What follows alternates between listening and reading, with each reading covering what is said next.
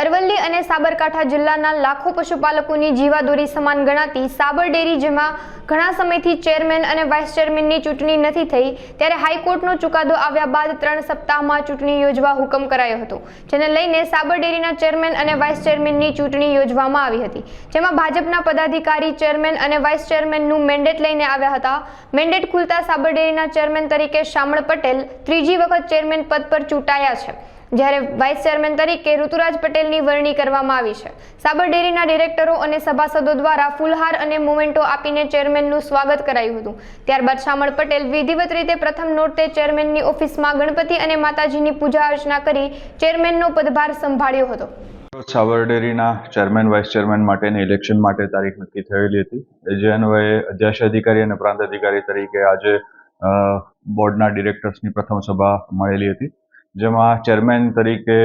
પટેલ શામળભાઈ બાલાભાઈ માત્ર એક જ વ્યક્તિનું ફોર્મ રજૂ થયેલું હતું અને પૂરતી ચકાસણીના અંતે મંજૂર કરવા પાત્ર હોય તેમનું ફોર્મ મંજૂર કરી અને માત્ર એક જ ફોર્મ રજૂ થયેલું હોય ચેરમેન તરીકે પટેલ શામળભાઈ બાલાભાઈ, અને તે જ રીતે વાઇસ ચેરમેન તરીકે પટેલ ઋતુરાજભાઈ ડાયાભાઈ માત્ર એક જ વ્યક્તિનું ફોર્મ રજૂ થયેલું હતું અને ચકાસણીના અંતે તે મંજૂર કરવા પાત્ર હોય વાઇસ ચેરમેન તરીકે પટેલ ઋતુરાજભાઈ ડાયાભાઈની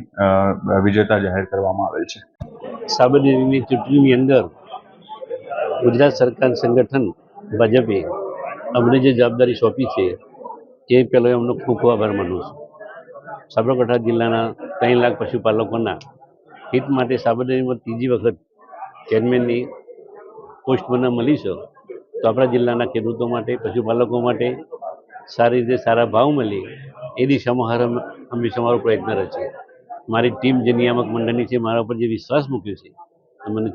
ચેરમેન અને વાઇસ ચેરમેન ઋતુરાજભાઈને બનાવ્યા છે, બંને અમે અમારી ટીમને જોડે રાખી પશુપાલકોના હિતમાં સારી રીતે નિર્ણય કરીશું અને આવનારા દિવસોમાં એમને સારા ભાવ મળે એ દિશામાં હર હંમેશા અમારી ટીમનો અમારો પ્રયત્ન રહેશે। ગુજરાત સરકાર જે અમારા ઉપર આપણા ભાજપ સંગઠન જે અમારા પર વિશ્વાસ મૂક્યો છે અને બંનેને મેન્ડેટ આપી અને જે પોસ્ટ અમને આપી છે, બંને અમે આપણા ગુજરાત સરકાર અને નરેન્દ્રભાઈ અમિતભાઈનો પણ અમે આજની તબક્કે આભાર માનીએ છીએ। આપણા મુખ્યમંત્રીનો પણ આભાર માનીએ છીએ, CR પાટીલ સાહેબનો પણ આભાર માનીએ છીએ અને સહકાર મંત્રી એમનો પણ આભાર માનીએ છીએ। ભાજપ સંગઠનના દરેક હોદ્દેદારોનો ખૂબ ખૂબ આભાર માનું છું।